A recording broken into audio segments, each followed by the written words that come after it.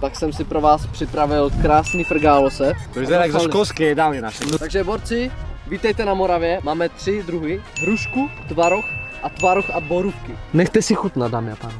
OK.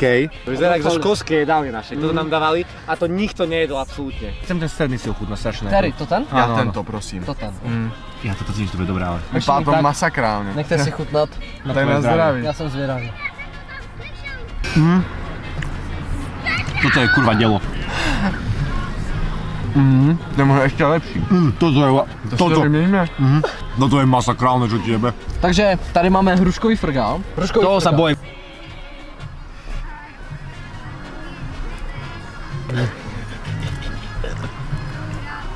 Jakub bude hodnotit jen tyto dva? Je nejslabší.